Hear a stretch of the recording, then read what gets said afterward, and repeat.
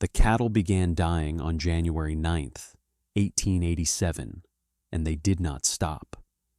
They froze standing upright, their legs locked beneath them, their eyes glazed with ice, their bodies transformed into monuments to a winter that had no mercy. They froze in the draws where they had sought shelter from the wind, piling atop one another until the drifts were more flesh than snow. They froze along the fence lines where they had walked seeking food that did not exist, their tracks ending abruptly where their strength had failed. They froze by the thousands, then by the tens of thousands, then by the hundreds of thousands, until the cattlemen of Montana Territory stopped counting because the numbers had become meaningless. The Great Dieup, they would call it later, the winter that broke the open-range cattle industry, that bankrupted ranchers who had considered themselves wealthy, that transformed the northern plains from a sea of grass and beef into a graveyard stretching from the Dakotas to the Rockies. Estimates varied, but the most conservative suggested that 60% of the cattle in Montana Territory perished between November 1886 and April 1887. Some ranches lost everything. Some ranchers lost their lives, frozen alongside the animals they had gambled their futures upon. In the town of Juniper Creek, the disaster arrived not as a single catastrophic event, but as a slow, grinding realization. The cattle that had been the foundation of the local economy, the beef that fed the miners, the hides that supplied the tanners, the money that flowed from the stockyards into every pocket in town, simply ceased to exist. The butcher's shop emptied. The general store's meat counter went bare. The wages that cattlemen had spent freely in better times stopped flowing entirely. By February, Juniper Creek was hungry. By March, it was starving. But in a modest cabin on the eastern edge of town, where Willow Creek emerged from a narrow canyon lined with cottonwoods, a woman named Linnea Hogan opened the door to her root cellar and descended into abundance. The shelves that lined the stone walls held 47 wooden barrels, each one packed tight with dried beans. Navy beans, pinto beans, kidney beans, black beans, lima beans, over 2,000 pounds of protein-rich legumes that she had grown, harvested, dried, and stored over 3 years of patient labor. She ran her hand along the nearest barrel, feeling the smooth, familiar curve of the oak staves, and allowed herself a moment of quiet satisfaction. They had laughed at her beans. They had called her the beanwoman of Juniper Creek, spoken with the particular condescension that prosperous people reserve for those who prepare for a hardship they cannot imagine. The cattlemen's wives had pitied her, the storekeepers had mocked her, the whole town had watched her haul barrel after barrel into her cellar and wondered what madness drove a woman to stockpile food that nobody wanted.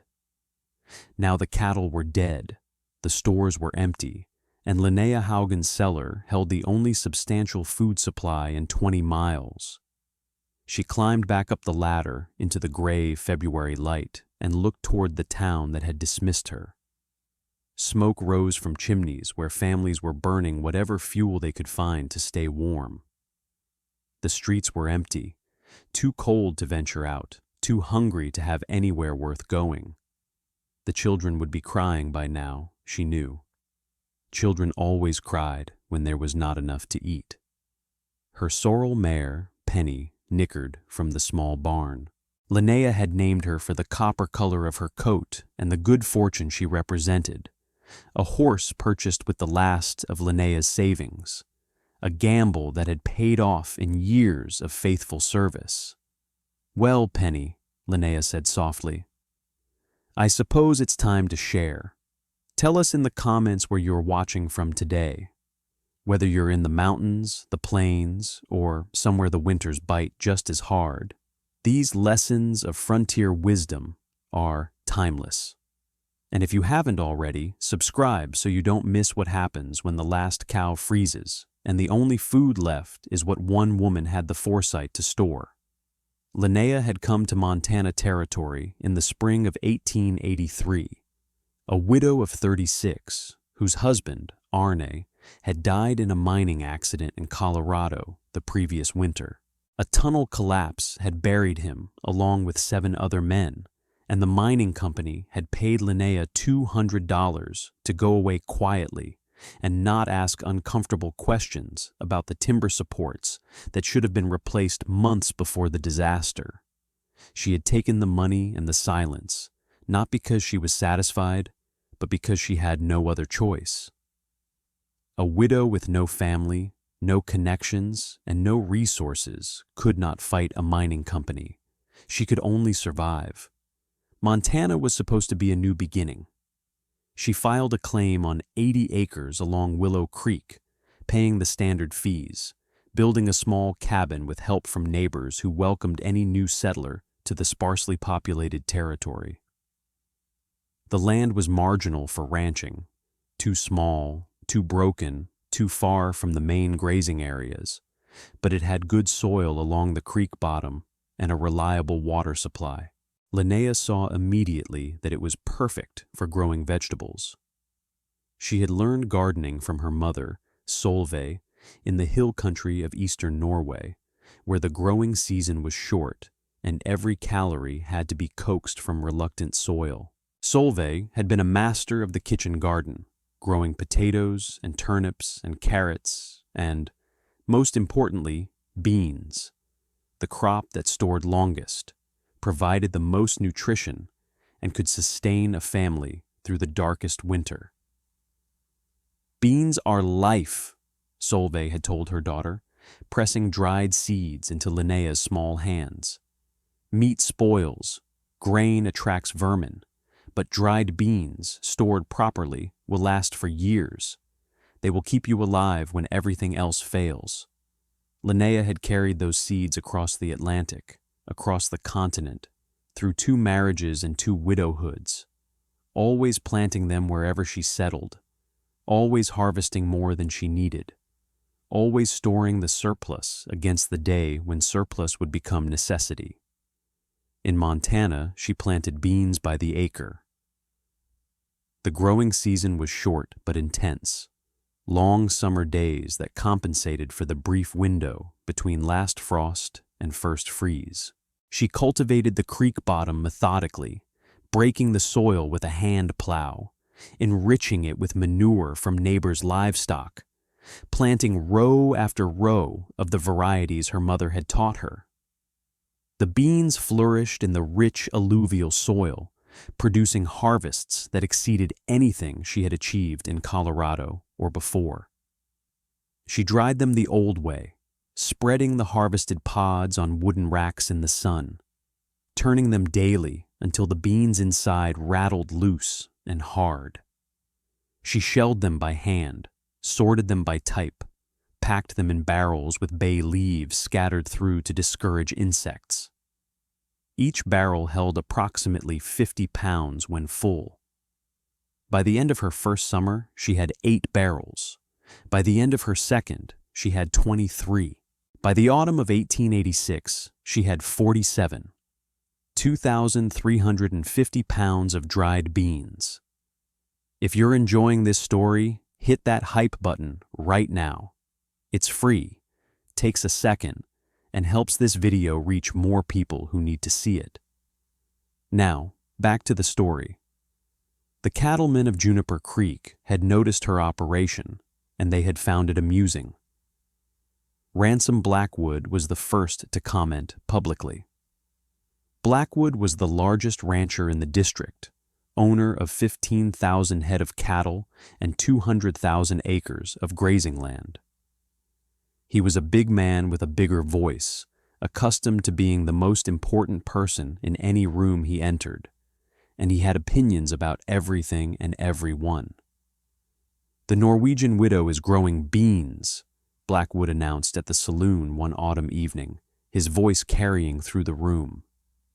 "Beans in cattle country, She's got 40 barrels of the thing sitting in her cellar like she's expecting a siege. The laughter was immediate and sustained. Beans were poor people's food, immigrant food, the diet of those who could not afford proper meat. In a land where beef was king, where cattle fortunes rose and fell with the seasons, a woman growing beans by the barrel was either pitiable or ridiculous, depending on how charitable the observer felt. Fletcher Oates, who owned the general store and made his living supplying the cattlemen with everything they needed, joined the Mockery with enthusiasm. "I offered to buy her beans last month," he reported. "Thought I might sell them to the mining camps. Those men will eat anything." She refused, said she was storing them. Storing them for what? The second coming? His wife, Mabel, who served as the unofficial arbiter of social standing in Juniper Creek, offered her own assessment at the Women's Auxiliary meeting. "The poor creature is clearly touched by her misfortunes. 2 husbands dead, no children, no prospects.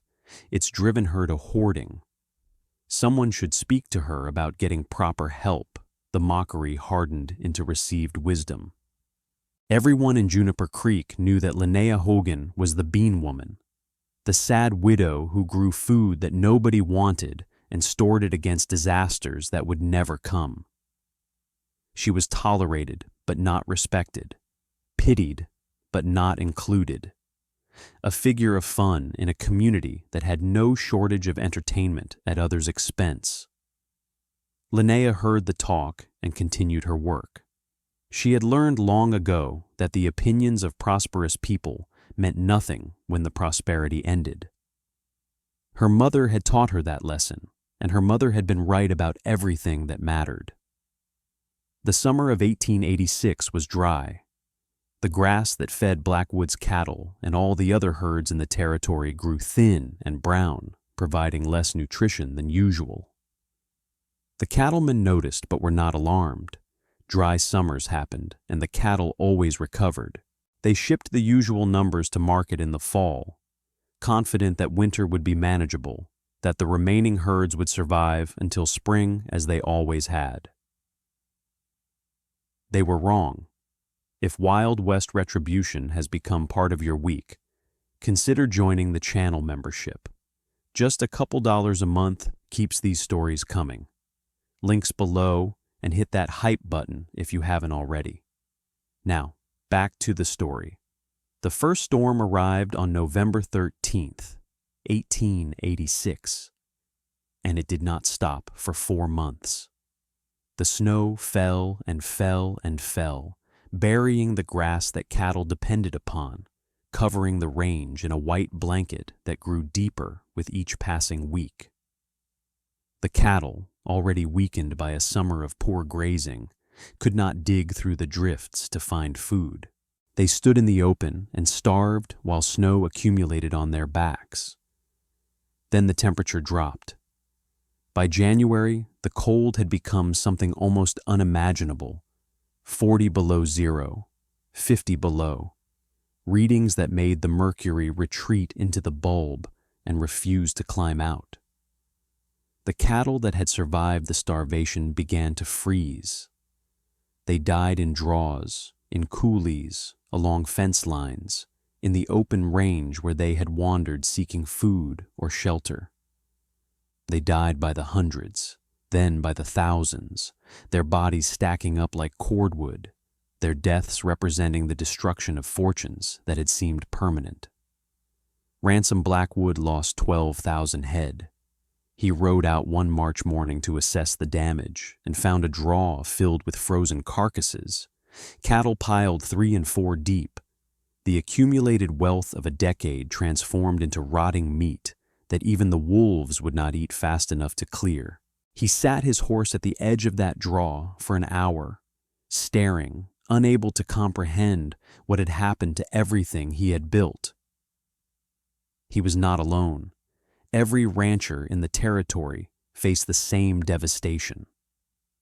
The open-range cattle industry, which had made men wealthy beyond imagination, collapsed in a single winter. The beef that had fed the mining camps, the railroad crews, the growing towns of the northern plains, it simply ceased to exist. And Juniper Creek, which had built its economy on cattle, discovered what it meant to be dependent on a single industry when that industry failed.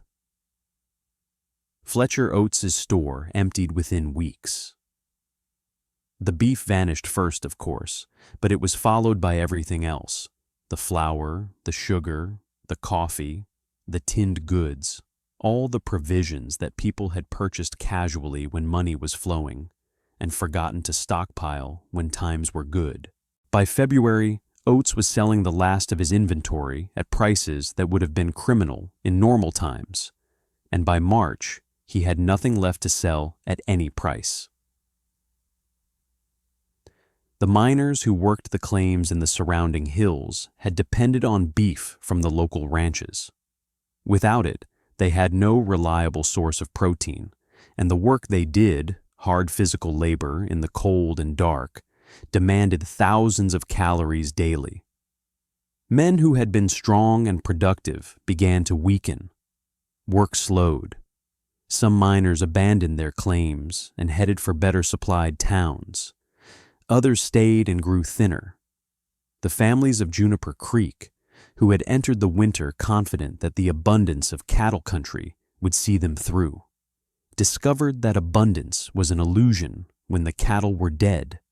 The first child died in late February, the youngest Hollister boy, 4 years old, taken by a fever that his malnourished body could not fight.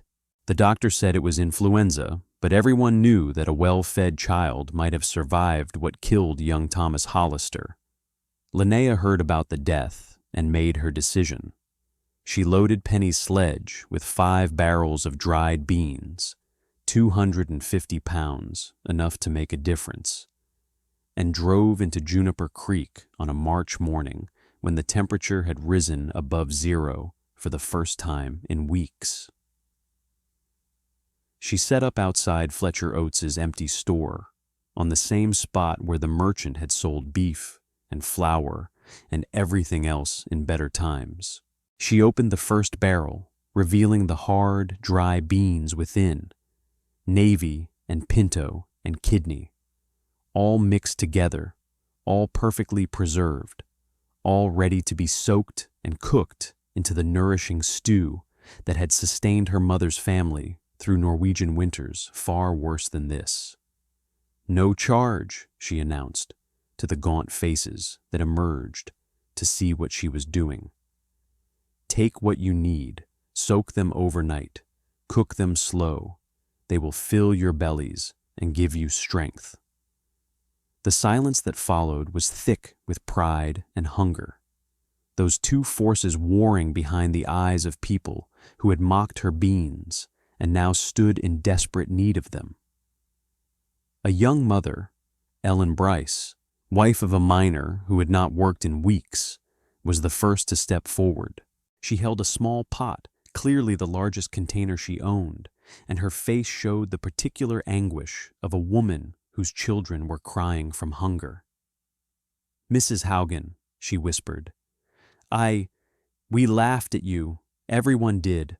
I'm sorry. I'm so sorry." Linnea took the pot and filled it with beans. "Your children need to eat," she said gently. "That matters more than laughter." The line formed within the hour.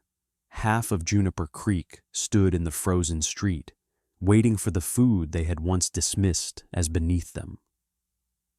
Linnea distributed beans with calm efficiency, measuring portions by family size, explaining how to prepare them, ensuring that everyone understood the simple techniques that would transform hard, dry seeds into warming, nourishing meals. She returned the next day with more barrels, and the next, and the next. For 11 weeks, Linnea Haugen fed Juniper Creek from her cellar of beans.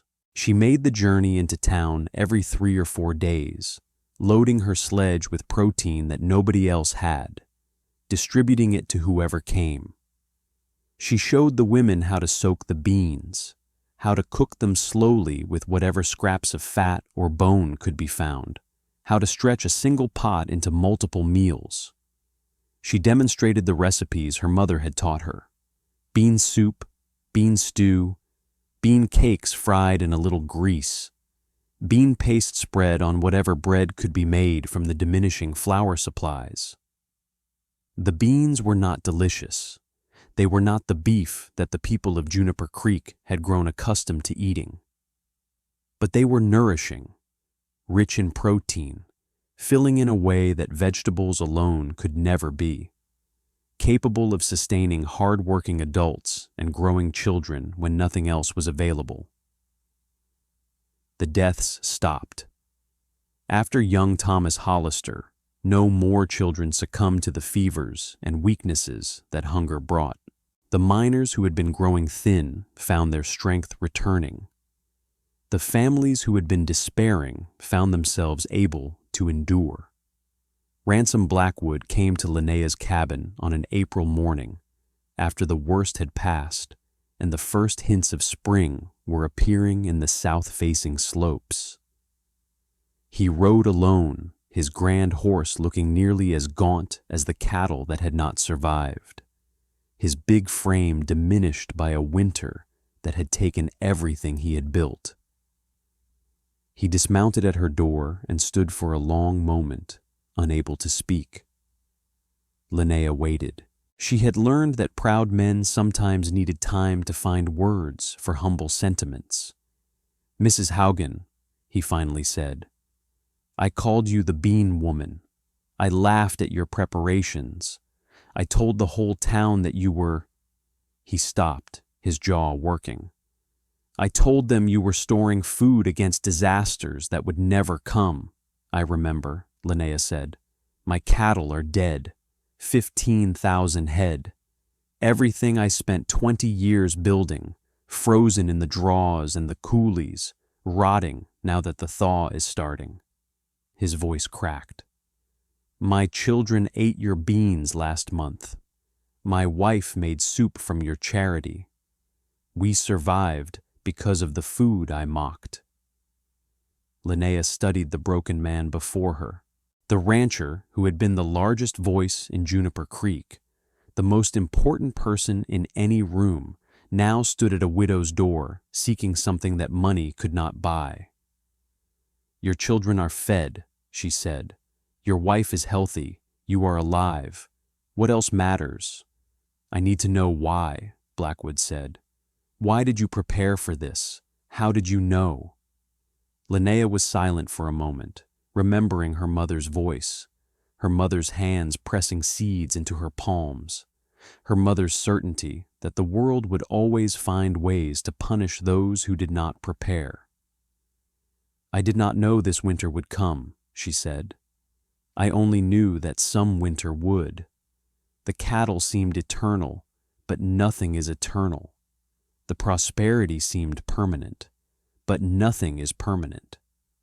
I learned from my mother that the only food you can truly depend upon is the food you grow and store yourself. So I grew beans. I stored beans. And when the cattle died, the beans were there." She paused. "Your mistake was not in raising cattle, Mr. Blackwood. It was in believing that cattle would always be enough." The gathering came in May, when the snow had finally retreated and the full scope of the disaster could be assessed. The people of Juniper Creek assembled in the church, not for worship, but for reckoning. They came to acknowledge what had happened and to honor the woman who had carried them through. Fletcher Oates spoke first. The storekeeper who had mocked Linnea's beans, who had found her refusal to sell them amusing, stood before the congregation with the hollow look of a man whose business had been destroyed along with everything else. "I laughed at Mrs. Haugen for 3 years, he said, his voice barely above a whisper. "I told everyone who would listen that she was touched, that her bean hoarding was evidence of a mind unhinged by grief. I was wrong. Her beans fed my family when my store was empty. They fed your families. They fed this entire town. Mabel Oates rose next, her social authority as tattered as her husband's commercial reputation. I said she needed help, Mabel confessed. I organized the women to pity her. I excluded her from our gatherings because I thought her preparations were embarrassing. She wiped her eyes. My children are alive because she did not return the cruelty I showed her. I do not deserve her forgiveness, but I am asking for it anyway. Others spoke. The ranchers who had lost everything. The miners who had survived on bean soup. The mothers who had fed their children from Linnea's barrels when nothing else existed. When the confessions were complete, Linnea stood. She walked to the front of the church with the quiet dignity of a woman who had never sought attention and did not want it now. My mother taught me to grow beans, she said simply. Her mother taught her. The knowledge goes back further than anyone remembers, to women in Norway who understood that meat fails and grain spoils, but dried beans, stored properly, will last for years. She looked around the room. I did not store beans to prove anything to anyone. I stored them because it is what my mother taught me to do. When you laughed, I heard my mother's voice telling me to keep working. When you called me the beanwoman, I remembered that my mother was called worse names, and she fed her family through winters that would have killed them otherwise. She paused. The cattle are gone. They may come back, or they may not, but the lesson should not be forgotten. Grow food, store food. Do not depend entirely on any single source of sustenance, because any single source can fail. My cellar is nearly empty now, but I will fill it again this summer and the summer after, and every summer for as long as I am able. I hope some of you will do the same.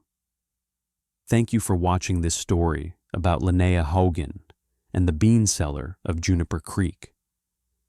When we mock the cautious, we often find ourselves dependent on their foresight.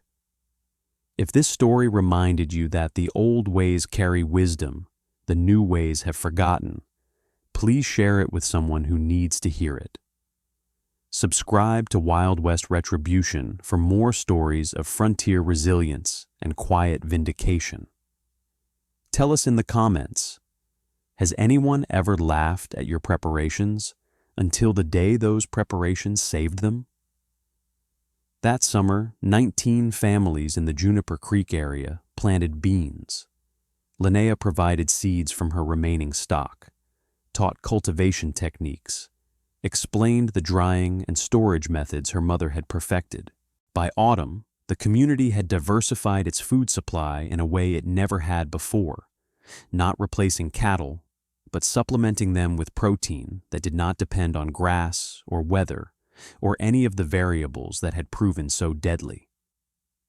Ransom Blackwood rebuilt slowly, restocking his range with a fraction of his former herd, operating with a caution that the old Blackwood would have found laughable. He also built a root cellar, the first such structure on his property, and filled it each fall with provisions that did not depend on his cattle surviving the winter. He called it insurance. He never laughed at the concept again. Fletcher Oates reopened his store, but with a different inventory. Alongside the usual provisions, he now stocked dried beans in bulk, selling them at prices that made profit secondary to accessibility. He also began buying beans from local growers, creating a market that had not existed before the disaster. The beans that nobody had wanted became a staple of the local economy. The phrase, filling the cellar, entered the vocabulary of Montana Territory and spread across the northern plains. Linnea Haugen lived on her claim along Willow Creek for another 34 years, growing beans until her hands could no longer work the soil.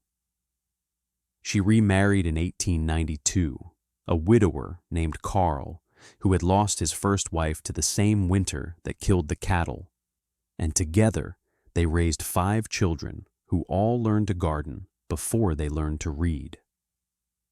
She passed in the spring of 1921 at the age of 74 and was buried beside Carl in the small cemetery overlooking the creek. Penny had preceded her by 23 years, buried near the barn where the mare had so often waited while her mistress loaded the sledge. The root cellar still exists, maintained now by descendants who consider it a family shrine. The barrels have been replaced many times, but the technique remains unchanged. Navy beans, pinto beans, kidney beans, black beans, dried and stored against whatever winter might come next.